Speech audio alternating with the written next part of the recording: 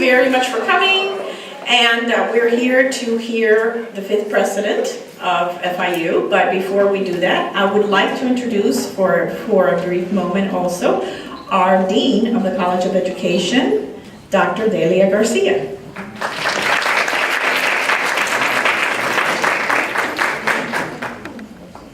Well, thank you. Good afternoon and welcome. You're in for an exciting session.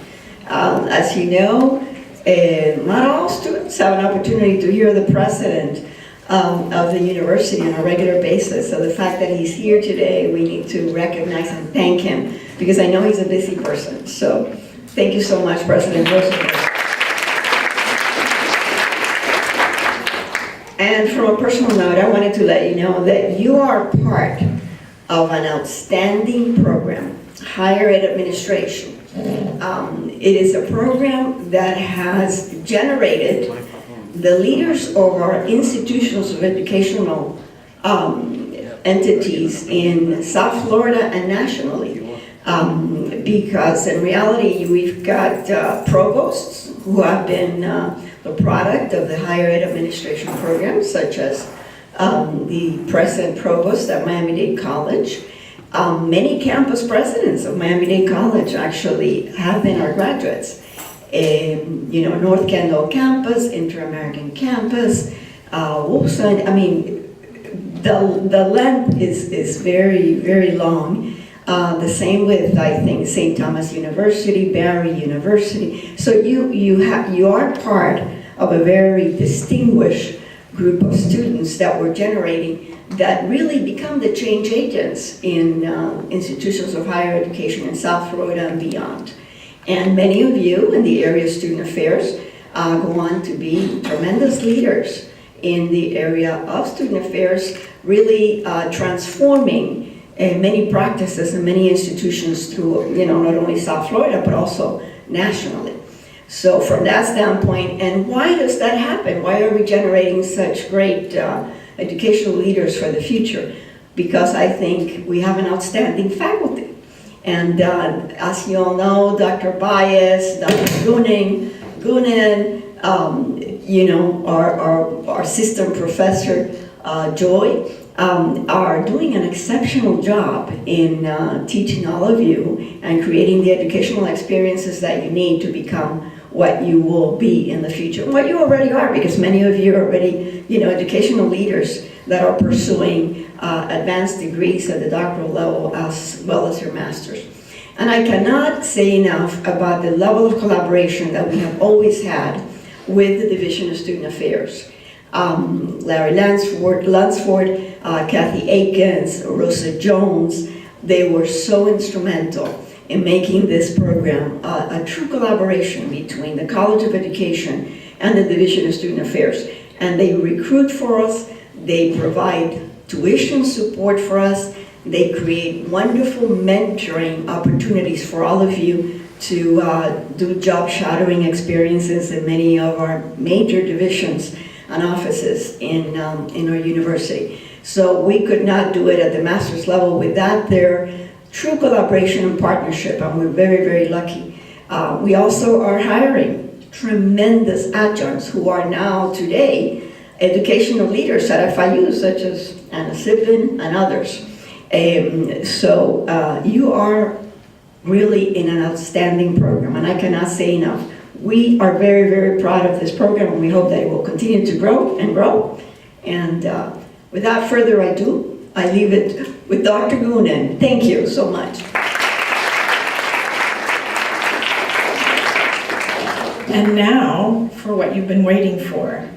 Dr. Mark Rosenberg is the 5th president of our university, but not only is he a scholar and our president, but even further, he has 35 years of educational experience, administrative experience, and he has been also, and this is very important for you, the Chancellor of the state university system. So he has seen our system from the top to the bottom. He was a dean, he was a provost. He has an incredible wealth of experience to share with you today, and I'm so pleased and thankful that he took time from his busy schedule. And now I give you, please join me in welcoming Dr. Mark Rosenberg.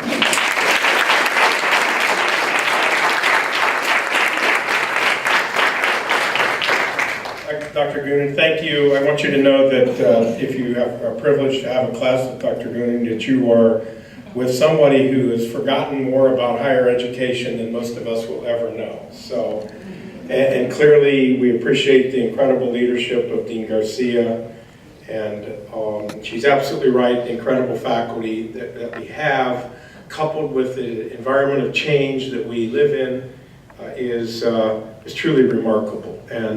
And it's an incredible incubator for those of you who aspire to be in this field of education. It's an area that is kaleidoscopic. It's an area that is rapidly changing, as I'm going to talk about, and it's an area that can bring tremendous rewards to you. I also want to thank Brenny Garcia, who's in the program as well, for all that she does for the university, and now working on her doctoral degree, hopefully soon to be completed. Well, I thought I'd put together a few comments in a more structured presentation, and then we would have a conversation. I am a social scientist. I am an internationalist. I tend to view things from the outside in, not from the inside out, although I can spend a lot of time on inside issues, and I might perhaps in questions and answers. But given that this is a time of such rapid change, I think it's important to outline a few of the parameters of that change and what it means for you, what it means for us. And I start from where Dean Garcia, from her words, that you are change agents, and change is the order of the day. And I like the approach that Jack Welch, the former CEO of General Electric, took, because he said if the rate of change on the outside exceeds the rate of change on the inside, then the end is near. And I really fundamentally believe that for us in education, and particularly in higher education. I fundamentally believe that every day we don't make progress or move forward, we move backward because of just how rapid change. And really, the subtext, the theme of my comments tonight is control your own destiny, or somebody else will. And that's a very difficult conversation to have, because so much of what we do in education is so deeply institutionalized. But change is the constant today, and the defining element of that change is probably globalization. There are so many definitions of globalization, but let me just spend time on three broader trends that are accompanied by globalization that have me very, very concerned and thinking a lot about, particularly as it relates to the interface with our institution, FIU. First of all, the major ingredient of globalization that is a concern to me is the ubiquity of high-speed telecommunications, high-speed technologies. They're going to change everything. And to give an example, as a consequence, if Facebook were a country, only India and China would be bigger. This is a relatively recent development. If you happen to be unplugged for about 7 years, you wouldn't even know what I was talking about when I mentioned Facebook. But here, as a consequence of information technology, the multiples and the scalability of IT coupled with growth of the internet are of consequence. So the scalability and the multiples that are involved coupled with the internet are of paradigmatic consequence.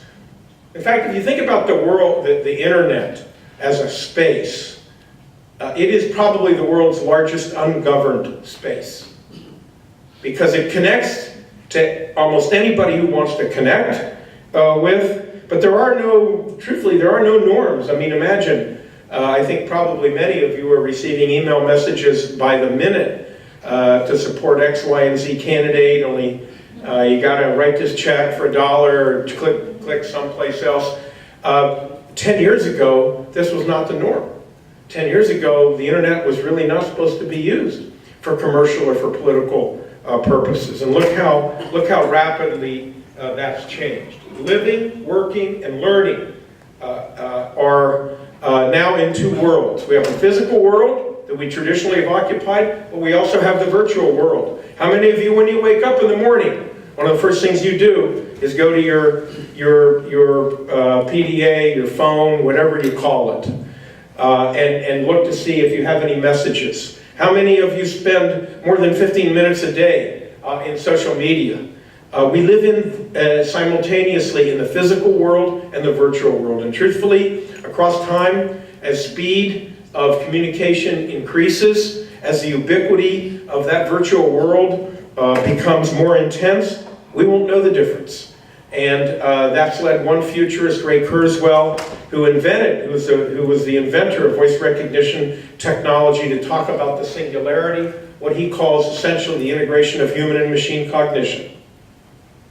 And his belief is that when the computer has the processing capability of the brain and the speed of the brain roughly by 2022, then truthfully you're not going to know where the human being ends and the machine begins. Frankly, that's already happened with artificial limbs, where individuals with artificial limbs can't run in the Olympics. Why? Because they have an advantage. Who would have thought, 10 years ago, that anything artificial, as it related to your physical presentation or a capability, would be seen as an advantage? So we have to understand that the growth of high-speed technology is very, very important for all of us. And if you're behind on this, you shouldn't be behind. You really got to get up to speed and understand it. The second and related point is the emergence of big data.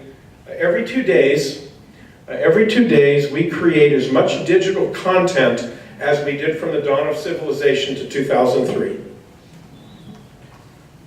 Every 2 days. Now, honestly, content is not necessarily knowledge.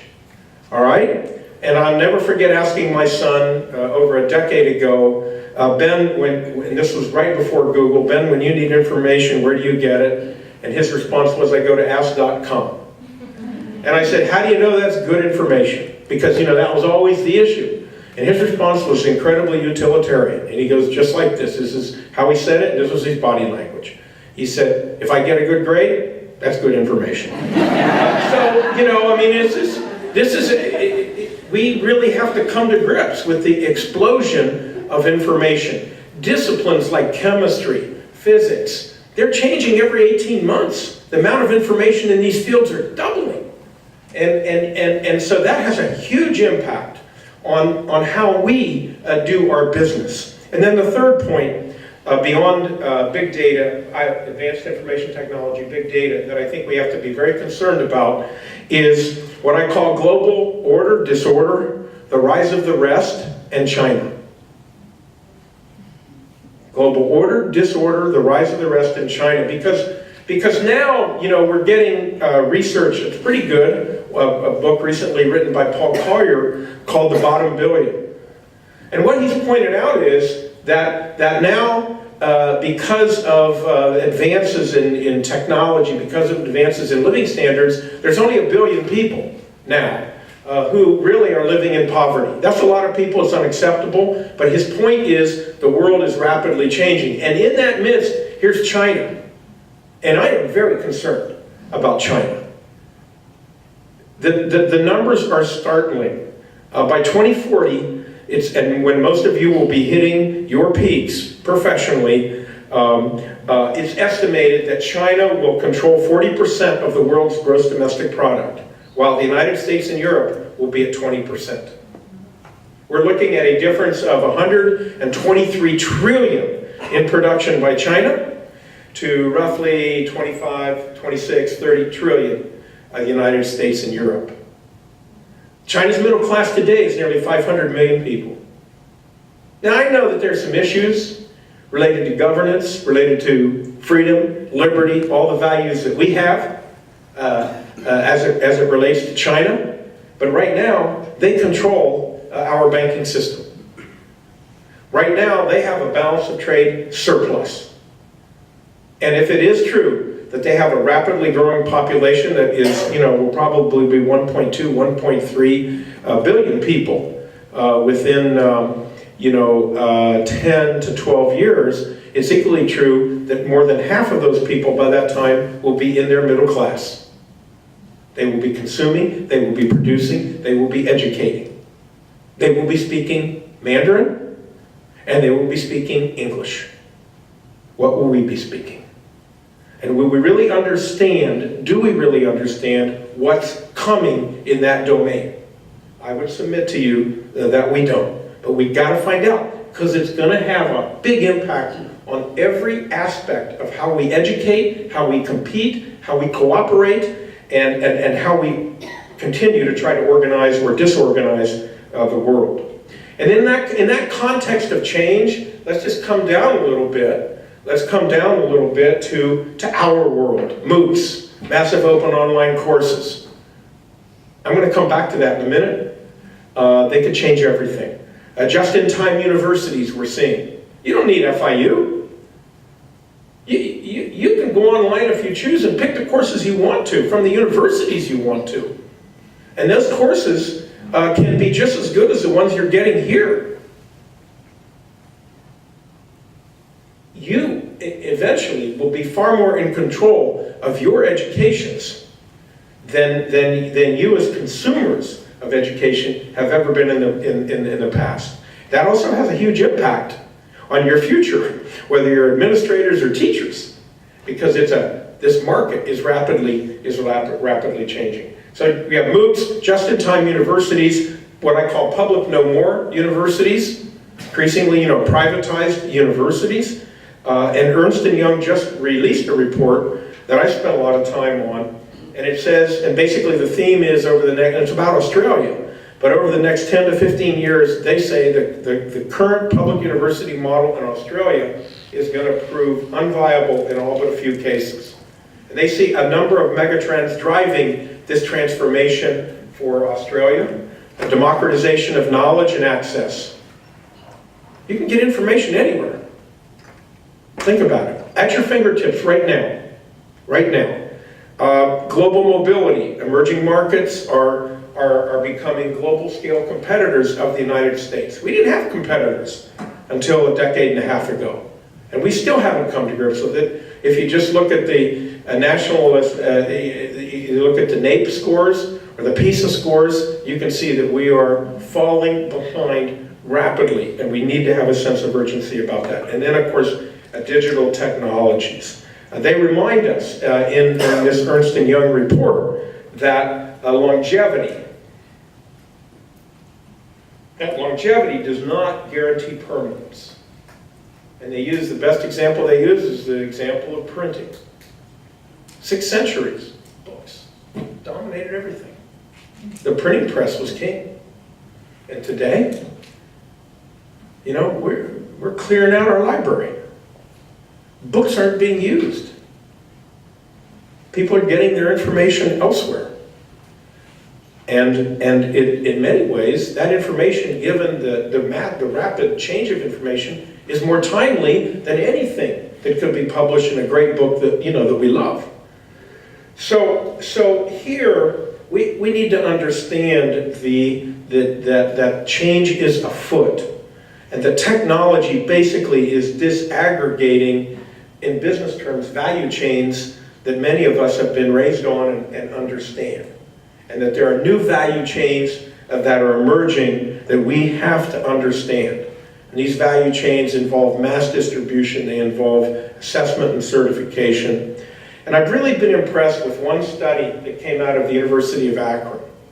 And really, if ever there was a city that was a poster child for change, Akron used to be the rubber capital of the world, where all the automobile tires of the world were produced right in Akron.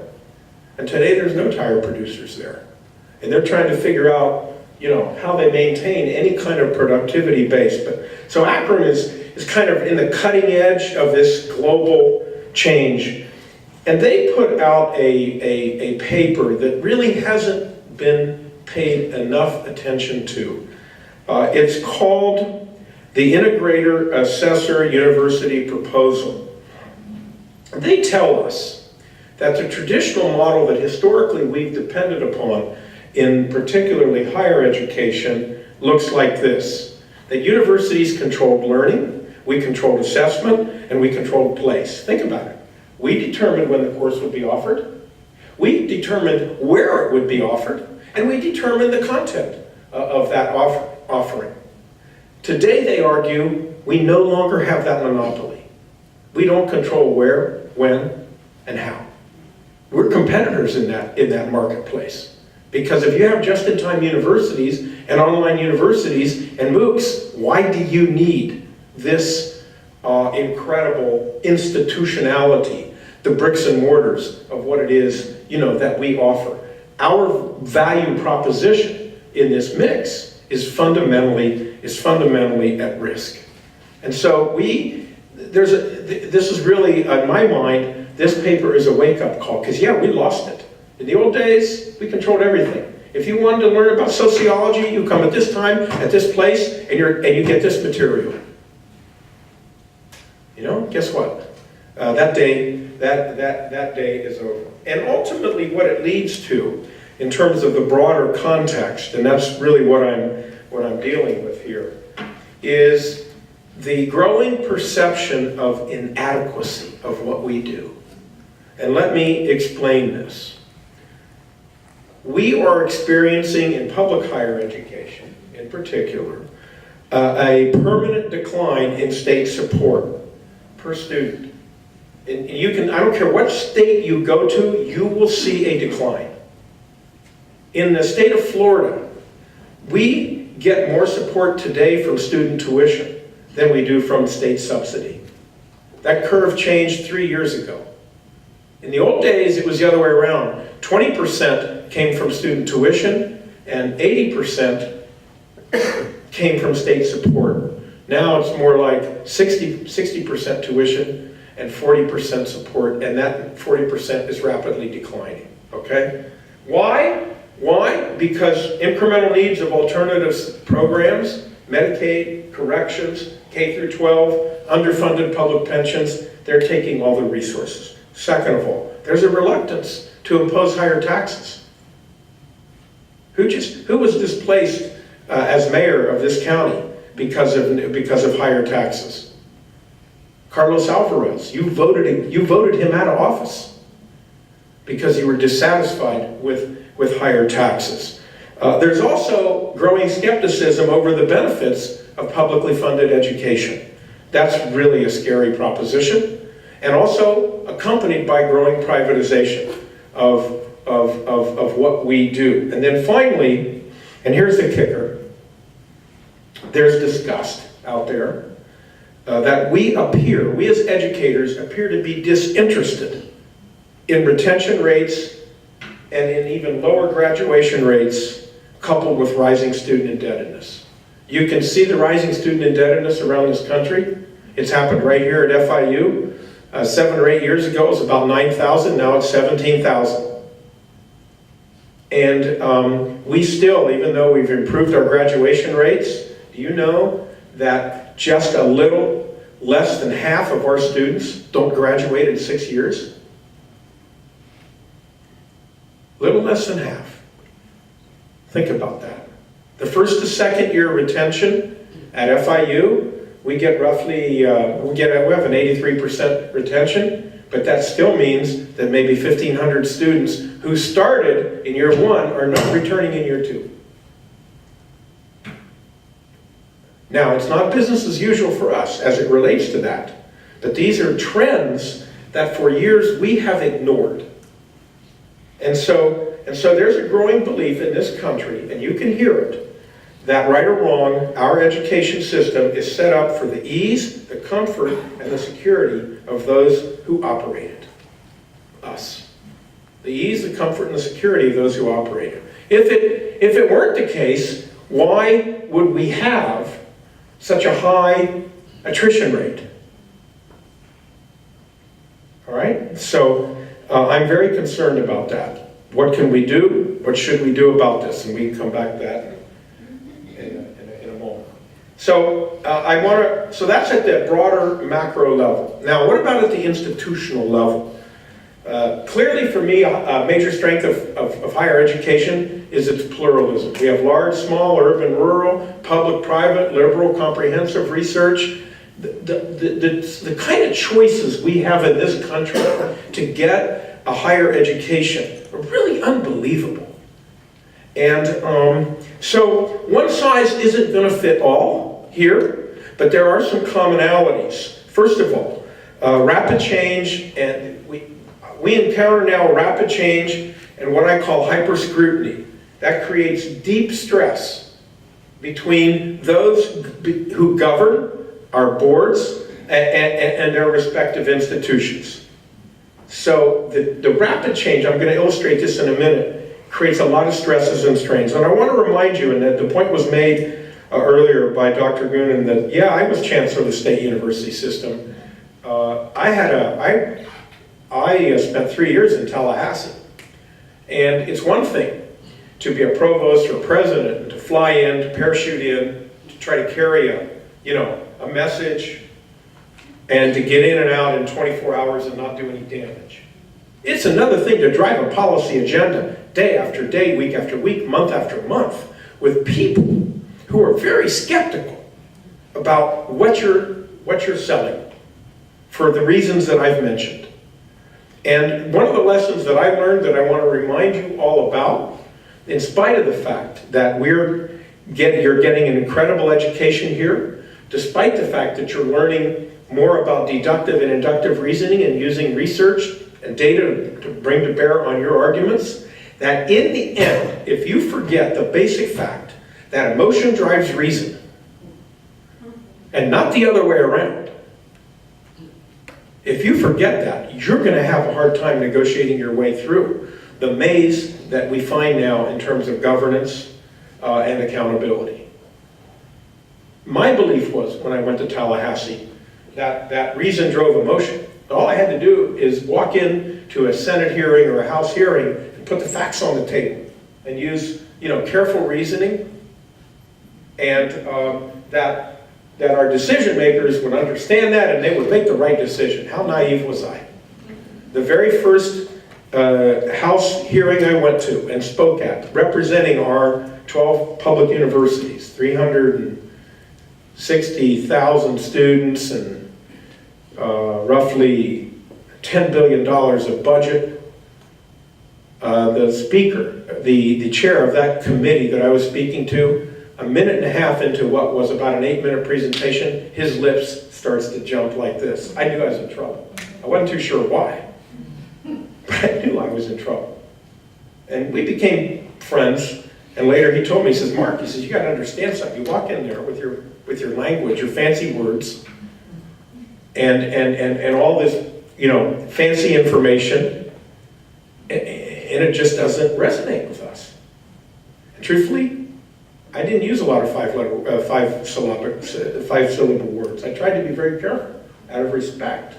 But we live in our own worlds. So no matter what, I was trapped in that, and his lips quivered the whole time I'm speaking, and I knew I was in trouble. So emotion drives reason, folks. And if you can come to grips with that, we're going to be a lot better off. Now, what about these governance tensions? Look, there's no better example than the University of Virginia Board of Visitors. You may recall, they fired their president, Teresa Sullivan, out of nowhere.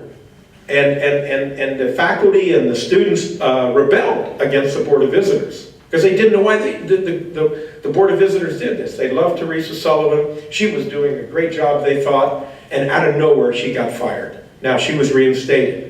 Or you may remember the University of Wisconsin President Biddy Martin. Biddy Martin went to the University of Wisconsin at Madison with the idea of finding a way to get the Madison campus independent from the system so they could find a way to compete in this rough and tumble world.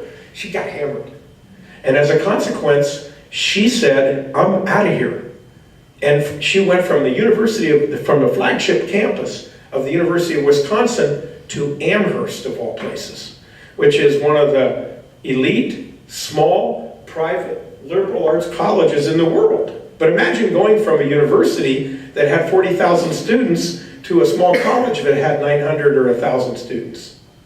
Because she'd had it with, the public bumping and grinding. Or the University of Texas President William Powers, who just recently announced he was stepping down because of differences with the UT Board of Regents, in spite of the incredible popularity he had on the UT campus. Or closer to home, FIU's president, stepping down because of a series of issues that became impossible to manage. Or the hyper-scrutiny that today still stays focused on Virginia Tech following the tragic murders there. They're holding Virginia Tech accountable for the work of a madman that could not have been anticipated. But it's being held accountable in ways that I think, in particular, are unfair. Or Penn State, following the disgusting revelations of child abuse there, and what that's done to that university, or most recently at the University of North Carolina, following an institutional cheating scandal there that spans 2 decades. So you get this hyper-scrutiny and these governance tensions over how universities like ours, should be run. And this new context gives university governance and institutional dynamics a visibility and immediacy that calls for nerves of steel, deep maturity, and a sense of direction that's often difficult to sustain. You got to have nerves of steel these days to be in higher education governance. And really what's going on here, ladies and gentlemen, is what I would call multiple urgencies.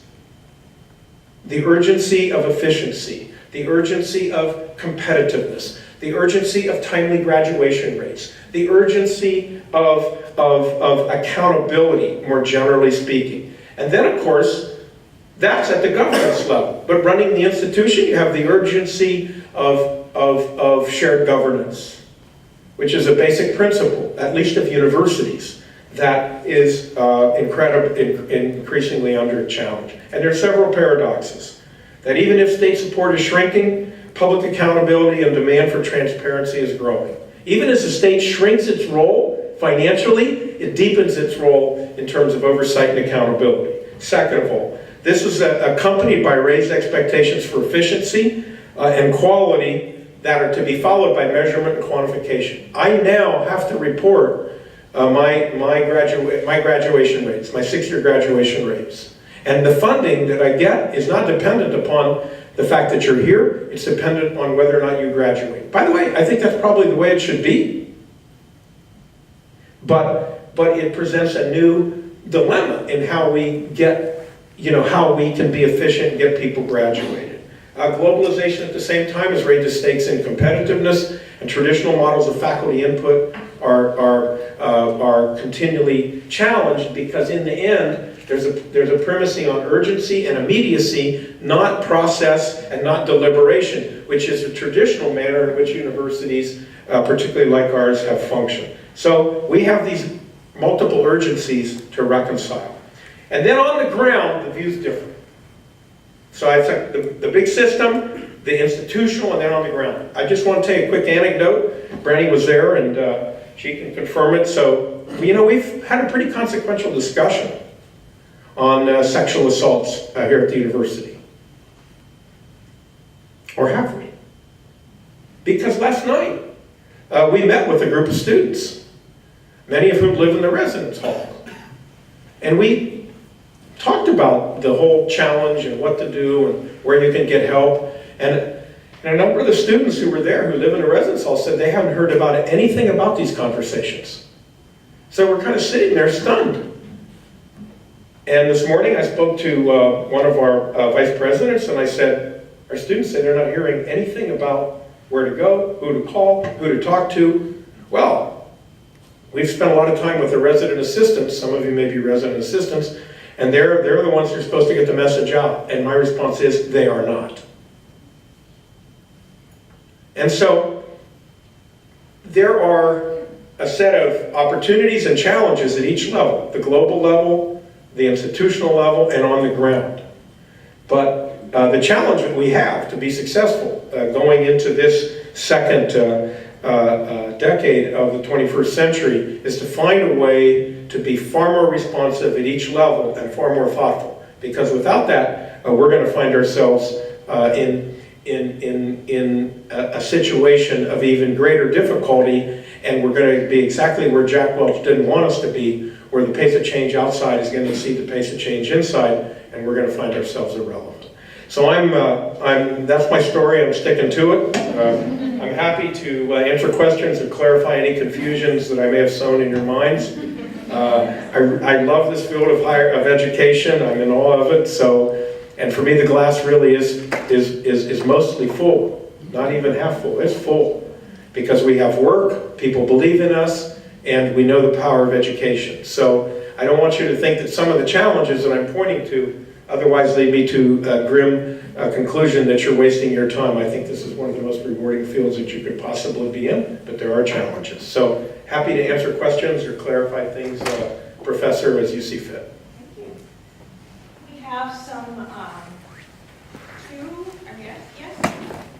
microphones. And if you have a question, please raise your hand and you will get a microphone.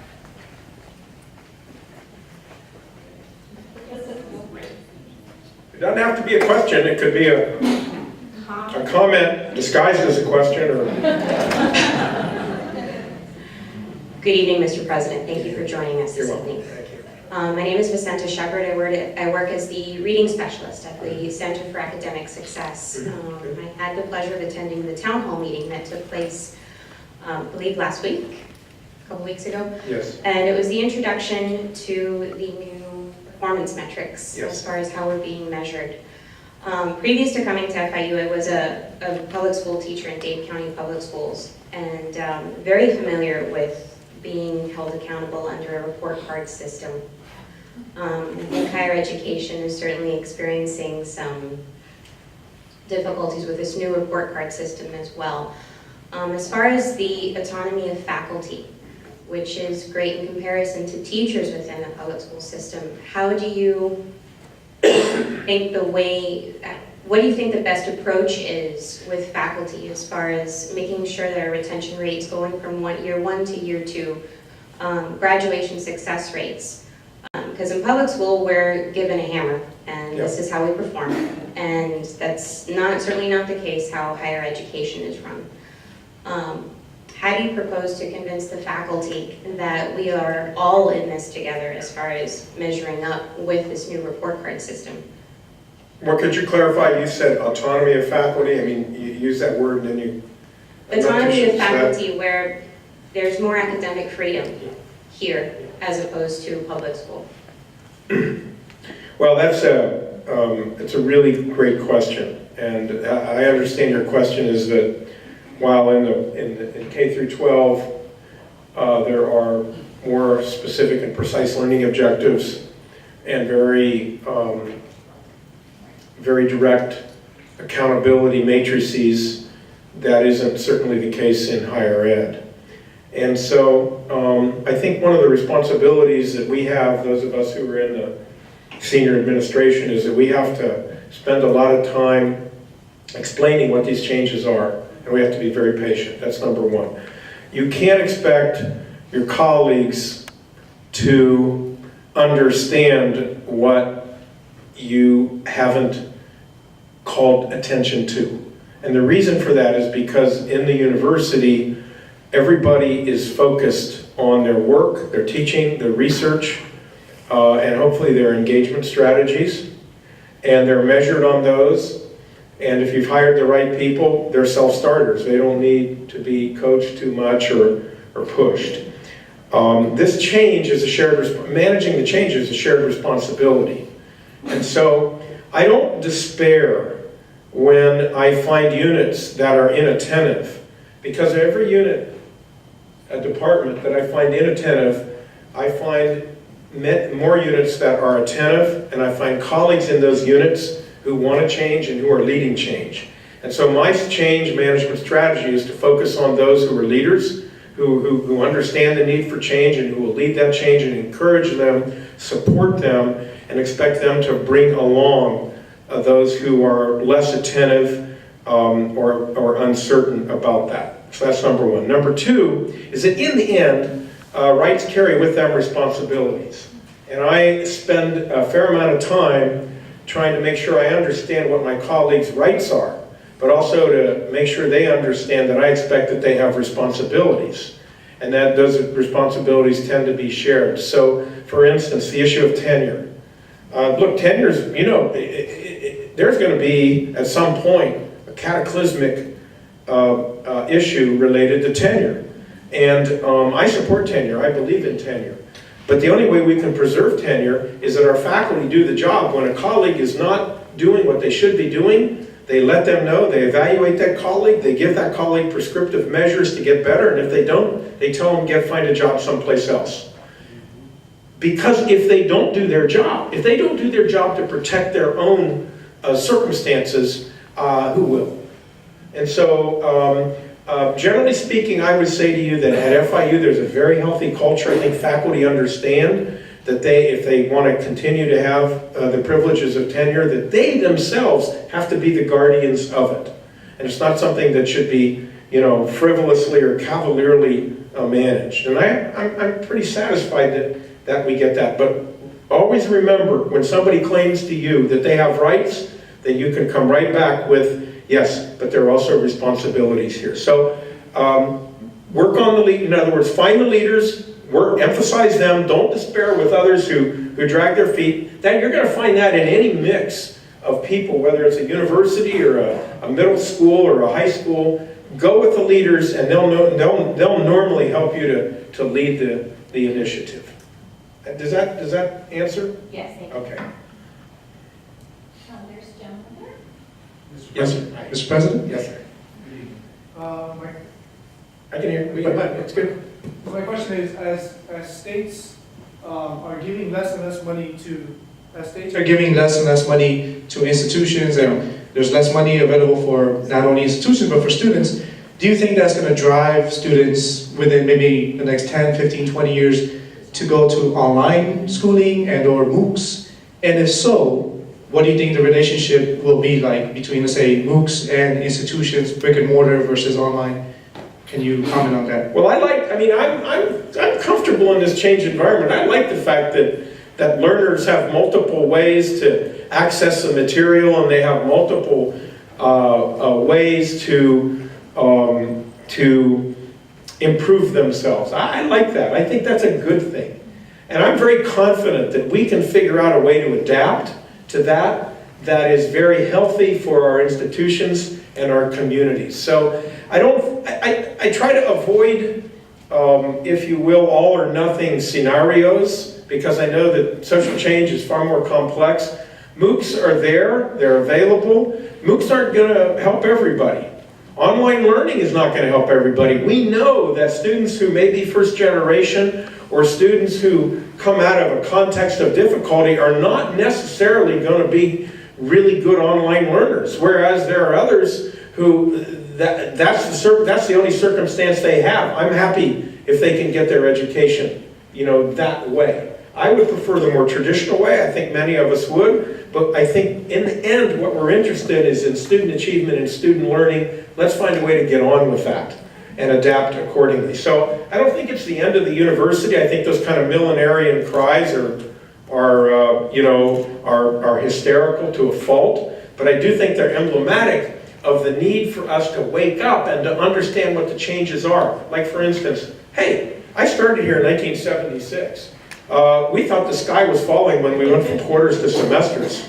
We really did. We thought the world was, we knew it was over. And we survived it. But since about, 1979, we've been teaching on a semester by semester basis. Yet, the job market, the market, the economy is churning at a much more rapid rate. People are changing jobs in a lifetime 14 or 15 times. In the good old days when most of our education models were created, they didn't change jobs at all. They were with a company for a lifetime. Or they were trained to take good jobs, not to create good jobs. We have to be far more agile in the marketplace. So I like the rough and tumble. I like the ambiguity. I think, for instance, our institution's very good in situations of ambiguity. And the way, for instance, that we've dealt with the budget cutbacks is that we've decided to grow, which is kind of a counterintuitive logic. But we've decided to grow, okay? Now, but let me ask you something. Look around. Your geography is your destiny. If you're in Des Moines, Iowa, that may not be an option. Okay? But in Miami, in Florida, where you're getting now 250, 300 new people a day, you better figure that out. That may be your competitive advantage. So maybe we stop measuring student-faculty ratios. Maybe that's the old way. Maybe we should obsess more on the students learn, regardless of what the student-faculty ratio is, and obsess on the learning. And that's where I'd like to see more and more faculty say, hey, you know, what matters is whether students learn. Let's figure out a better way to assess that almost continuously. And by the way, within 10 years, when you have intrusive cognitive scaling that you can, biometrics, I'll be able to watch right here on a screen and know whether anything that I'm saying is registering with any of you.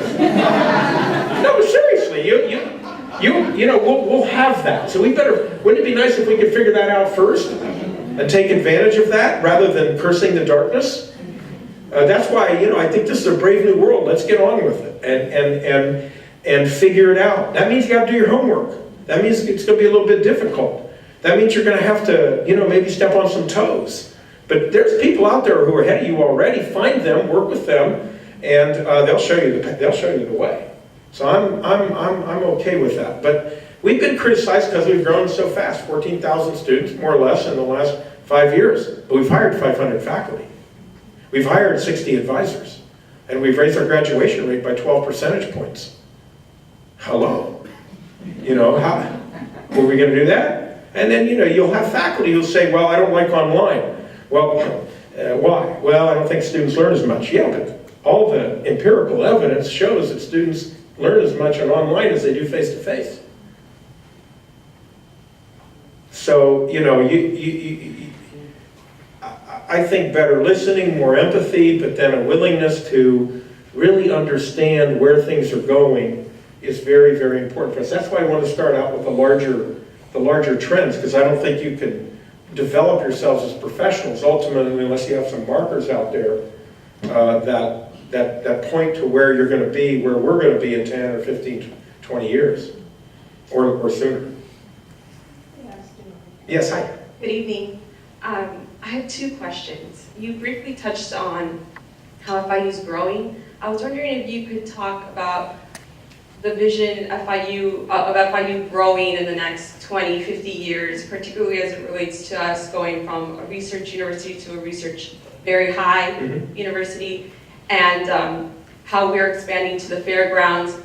And then if you could talk about how that's going to impact our original mission of access, and how becoming a research very high university is going to contrast with our vision of access. And then the other question I have is a little bit more mundane. I was wondering if you could touch upon what is the biggest everyday challenge that your office faces when dealing with FIU? Thank you.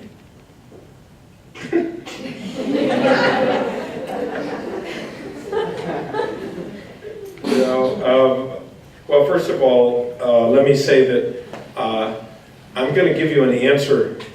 I'm going to try to give you an answer, but there's one thing I can commit to definitely now, one certainty, that no matter which way we go, we're not going to be able to solve the parking problem. Okay, so as long as I've been at FIU, which is at 76, there's always been a parking issue, okay?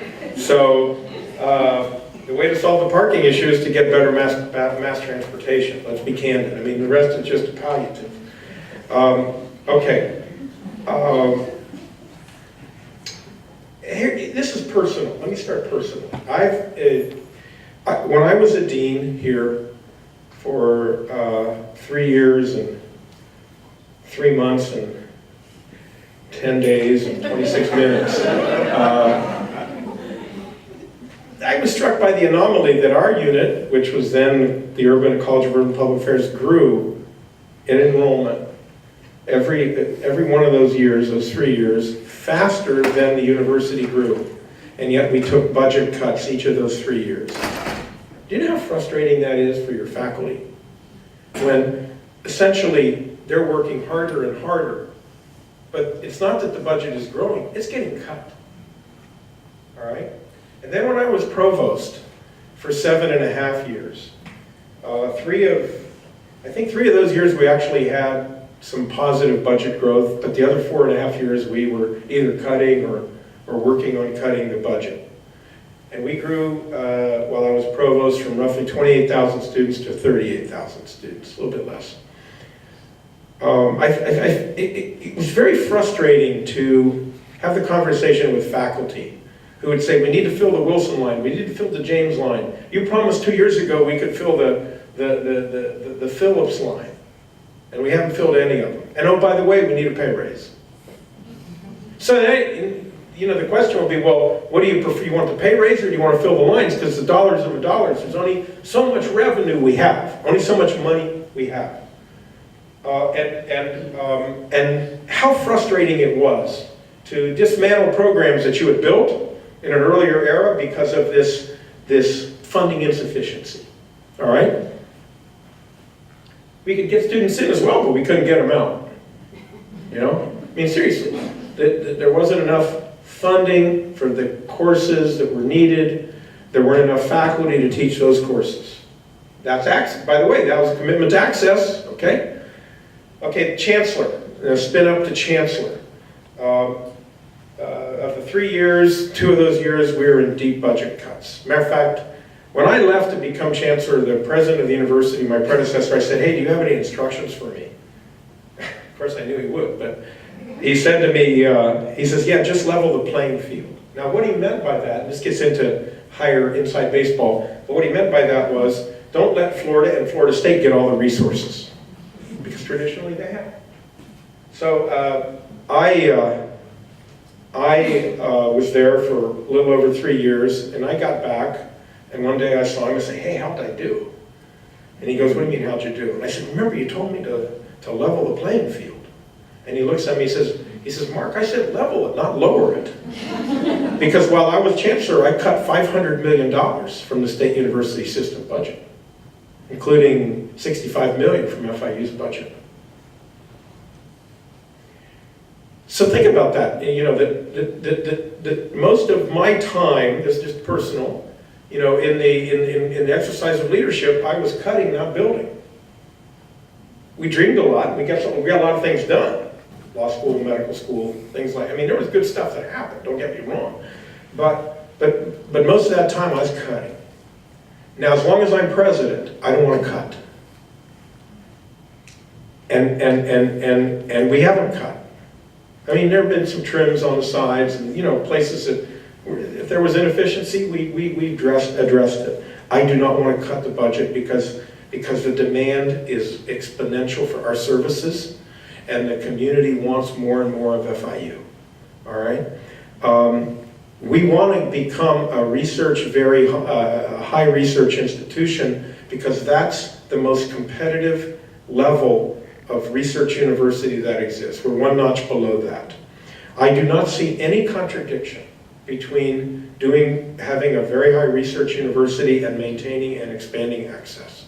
As long as we can continue to graduate students more timely, our numbers continue to go up, as long as we can continue to hire new faculty, and as long as we can continue to take efficiencies where we need to. For instance, this university, and this is one of the reasons we're trying to get the fairgrounds, this university is the smallest main campus of any of the 10 major universities in the state university system. When we were open, we only got 342 acres. When USF was opened, 1,000. UCF, 1,200. UWF, 1,300. FAU, 1,000. UNF, 1,000. Why did we only get 342? Was it because of low expectations for our community or for our university? Might have been. And as a consequence, we're the most efficient in terms of utilization of land and also utilization of energy. If we were at the state university system average, we'd be spending $25 million a year on utilities. We only spend $10 million. And with the balance, we put it back into the your educations. So as long as we can drive those kinds of efficiencies, we're going to be fine, and we are not going to turn our backs on our community. And let me just spend a moment on that, because I feel very strongly about this. Again, anecdotal. When I became president, I went to visit Coral Park. Anybody know where Coral Park High School is? Okay, a few of you, just right down the street, 8 blocks. The principal there was then Nick Chancellor. Some of you may have taught Nick. Nick came through our higher ed program, or through our ed program, ed leadership. 2 degrees from FIU. He says to me, we sit down, gives me a cup of coffee, and he says, Mark, he says, do you understand that your enrollment management policies this year, meaning 2009-2010 academic year, cost you 100 eligible students from Coral Park High School? Eligible. I said, what do you mean? I knew what he meant, but I wanted to. He goes, well, he says, you set the bar so high. You didn't want to enroll more students. You wanted to move up in the rankings, that 100 students who should be at FIU have to go someplace else or they're not going to go at all. How many high schools are there in Dade County? Anybody know? 36. Well, the superintendent tells me 45. But you were in the school system. So you... 36 traditional high schools, Okay. 45. Okay, good, with the alternative. So, okay, so let's just go with the higher number because it's more, no, but it shows you the range of choices. So if I walk into each of those 45 high schools, or your 45 high school principals, and you tell me the same thing, boom, boom, boom, that our enrollment management policies cost us 100 students from your school and 45 from yours and 35 from yours, what happens to us as a public university in this community? We're turning our backs on qualified students because we're not open access. Now, you know what's even more tragic about that? Is that I can assure you that disproportionately, the students we turn our backs on come from zip codes of low-income communities and low-performance schools. So then what happens is, zip code is determining whether one gets in. The accident of zip code of birth is determining who gets into college. Now, look at the national data. If you were born in the top quartile of income in this country, you have about an 86% chance of getting a college degree. If you're in the bottom quartile, it's about a 9% chance. Is this what we want for our community? I don't think so. If you look at the enrollments from, let's say, Northwestern, on an annual basis, we were getting 4 or 5 students. Most of those were student athletes. Very few from medicine, very few from Central, very few from Norland, very few from Carroll City. What is going on here, folks? So the access thing is very important to us because in the end we understand if students from zip codes of difficulty can get college degrees, that increases exponentially the likelihood that their children will get college degrees. We know that. And it increases the likelihood that they will have a higher income, about $1 million over a lifetime or more. And that's what we want. That's when the institution works. So the reason that we need that 64 acres is because we do not want to close our doors to qualified students in this community. By the way, the superintendent and his team at Dade County Public Schools are doing an incredible job of raising the quality of getting more students prepared. Just at the time when they're delivering, we turn our backs? No, not going to happen on my watch. Now, the other thing is it's a little greedy too. Let me be honest with you, because I can grow the budget that way. Now, if I can grow the budget, then I can hire the people to provide the service that those same students need. But if my budget is shrinking, then it becomes a vicious downward spiral. I know I've managed budgets now for 2.5 decades at all levels. And that's why I pointed out the ironies when I was a dean, when I was a provost, when I was a chancellor. Intuitively I understand that. And what have we sacrificed? Truthfully, we've sacrificed student-faculty ratios, just a little bit. But what matters is whether students learn. And that's what we have to obsess on. And that's our faculty are getting that. We have time for one more question, and I know someone has the mic. We're going to tell you. Hi. I don't know if my mic is on. Okay, there it goes. There it is. My question and thought process of everything that I heard tonight was, I understand that the focus now is moving toward graduation rate. Yeah. Being that the students are the consumers and the students are the voice, and we no longer have traditional students or prospective traditional students, shouldn't we kind of take part in their opinions on how the structure of the classes should be kind of functioning, maybe with the time, location, online, more class-based learning, things of that nature to promote that graduation rate? Well, I think there are some new mechanisms to do that, but it's probably not enough. And so give me an idea of what specifically you're thinking about. I like your point. That goes back to my earlier point, we've lost our control over, we've lost our monopoly. Right, and also you mentioned that the change needs to start within in order to keep the rate, with the macro change around the world. So I guess my point in that aspect is, again, you have students who are maybe working, parents, they could be coming from disadvantaged neighborhoods, things of that nature. And a lot of the classes are tailored towards a certain schedule, a certain time, a certain capacity even. So in that sense, if I wanted to, or another student wanted to pursue a certain degree or take a certain class, they kind of have to make illogical things become logical as far as time and placement and things of that nature. So I guess trying to take into account what are the students doing now, what do my students look like, and what are their schedules consisting of in order to tailor the classes and the degrees that we offer.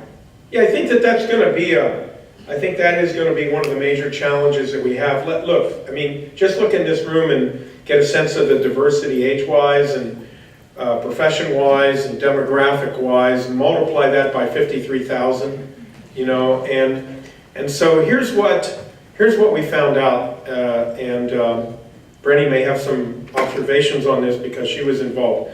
So 2 years ago, I sent a letter to every undergraduate at the university when we were on the cusp of raising tuition by something like $10 a credit hour. And basically, it was about 40,000 letters went out. Now, admittedly, it was email, and we know that students don't read email anymore, but there's really no better and more efficient way to reach them. And the letter was about a 4-paragraph letter saying, we want you to understand we're committed to your graduation. We've hired more advisors. We have new systems in place. Your timely graduation is important. Oh, by the way, your tuition's going up. But then the final paragraph was, if you have suggestions or recommendations for how we can improve your opportunity to get a timely degree, let us know. We got about 180 responses. Now, everybody said to me, and of course here was the argument, technology, Mark, don't let them respond to your direct email. I said, no, I want them to respond to my direct email because I'm going to respond to every email that I get. And I did. We got about 180 responses, more or less. Of the 180 responses, 75 were serious, where a student would say, hey, thank you, here's the problem that I have, in terms of why I'm not going to graduate timely. I would say that more often than not, the reason they weren't going to graduate timely was not because of difficulties that they were having, but because of bottlenecks they perceived in how we scheduled our courses, when and where we scheduled our courses. Now, this is a complex palette, ladies and gentlemen, because we offer day and night. Think about it, day and night on in at least 2 or 3 or 4 different locations. It is very difficult and costly to replicate everything everywhere. The biggest critique I have is, why is it more offered at Biscayne Bay campus? Hard decisions have to be made. To you, I know we can do better. Let me give you an example where we tried. We started a December semester. We offered courses in December, last 2 years. First December, because students are finishing, and then you have maybe 2 or 3 weeks. Let's throw out some courses. My team was in rebellion, some of my team, because we only had like 500 enrollments. It was really not that aggressive in key courses, what we call bottleneck courses. Not that many students that wanted to enroll during that period of time. All right, we're moving to about 30% of our courses online. We think that'll help, but you have to be willing to do online. So that way, if you're in, North Miami and you can't get to this campus, you can do online. And that's, you can, that may be a way to do it. We're using more learning assistants because we know that students learn better from other students. We're changing around how we do our courses. We're using modeling a lot more, particularly at the intro level science courses, because we know that students are much better there. I just made a commitment today for $2.8 million to retrofit some classrooms so we could do more modern classrooms. What do we call those classrooms, where smart classrooms, 2.8 million, a lot of money. And my issue was, are you sure that this is going to help? Maybe I should just take that 2.8 million and put it into advisors. And the answer was, you can't get your faculty to change. It's complex. You can't get your faculty to change how they teach physics unless they have the right kind of classroom to do that. Otherwise, you've got both hands tied behind their backs. So what's their incentive to change if they're still going to walk into a traditional auditorium? Let me ask Brenny to comment on this, anything she wants to say, because she sees it at a different level as a student, but in the office. No pressure. No pressure. You can handle it. So to give you guys a little bit of context, I'm Dr. Rosenberg's Deputy Chief of Staff. One of my many roles at the university is to help with constituent issues. So student complaints, faculty issues, donor complaints, they all come to my office, yay! So I was the lead on this response for that email that happened 2-3 years ago, I can't remember right now. Actually, it may have been 3 years now. Yeah. So I really contextualized with our academic affairs and our student affairs team to kind of drill down to every single topic. And as Dr. Rosenberg said, some were just like lackadaisical complaints because everybody wants to talk to somebody, right? But overall, what we found, and it goes back to your question about one of our biggest challenges that unfortunately we didn't get to fully answer, is really understanding the challenges of our students is our office's biggest problem, right? Because as president of the institution, one of his main focuses is fundraising and community relations. That's really the job of most university presidents across the nation. Academic affairs is led by the provost, and again, that's his role, that's why he gets paid big bucks, and that's the best practice across the nation. Obviously, they're a team, but when he's not aware of these macro issues and these issues that come up semester after semester, year after year, it doesn't help him succeed as the leader of this institution. So, like he said, and I was one of those people when he agreed to put his direct email, I was like, oh my God, no, we're gonna get inundated. It really put a different, face to the matter. It showed the community how seriously he was taking these issues. That, when these students go to enrollment services or go to their advisors, it's not falling on deaf ears. So that's really something that has been a focus of us. On our door it says every student counts, and President Rosenberg and our team really do believe that. Obviously with 54,000 students and growing, that gets a little bit harder to manage. But it's definitely something that is a challenge for us, but it is of the utmost importance to us. Yeah, on the issue of the challenge, let me just say that I don't necessarily think about what's the challenge to our office. The biggest challenge I face, I'll answer that in that way, because Brady reminded me I didn't answer, is what I would call low expectations. I hate low expectations. And one of the challenges we have in this community is that really until the recent past, the public had very low expectations for FIU. If they'd had high expectations, we'd have been created a lot sooner than 1972.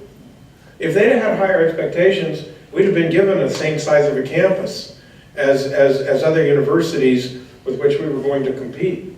If there were higher expectations, we would have much better and stronger partnerships with the business community, because they'd understand that we can really help the business community be more successful.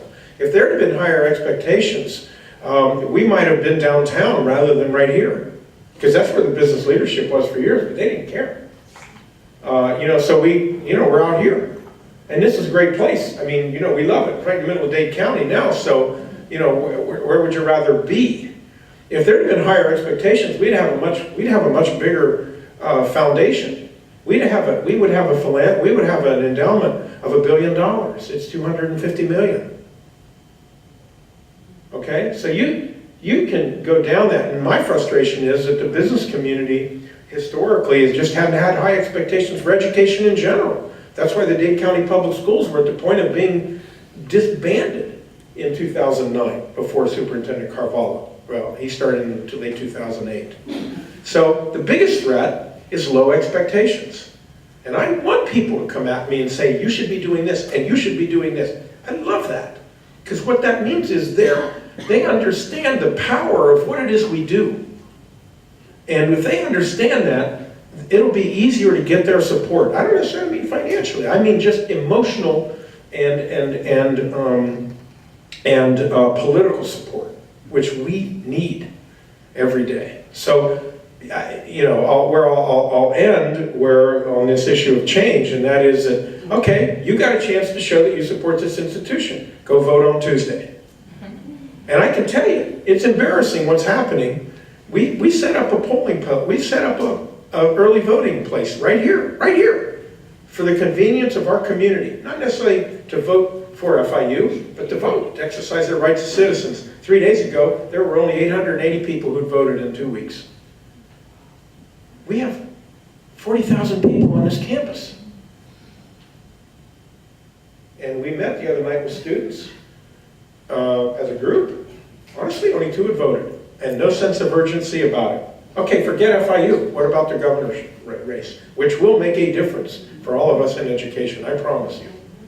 Okay, so it's that issue of expectation, sense of urgency. You all are going to be leaders if you're going to be in education. You got to make choices. But in our case, we want to engage. We want high expectations. We will not turn our backs on our community, and that's who we are, and that's what we do. So we're going to get better.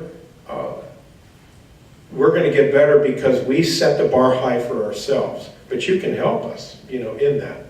And you, alternatively, in your education roles, if you don't set the bar high on yourself and on the people you're working with in your schools and your institutions, that is a major problem. Because imagine, in 2040, we're going to find ourselves in a place where we don't want to be.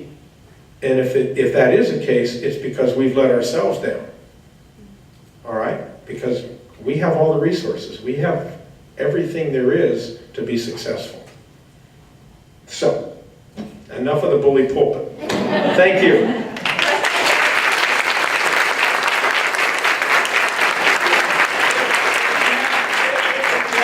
Questions or comments, mark.rosenberg@fiu.edu. Granny will not answer it, I will. You make us proud. Thank Thank you you. very much. And I know that everyone in this room is going to make you proud and the institution proud too. Thank you so much for doing it. Thanks, everybody. Bye.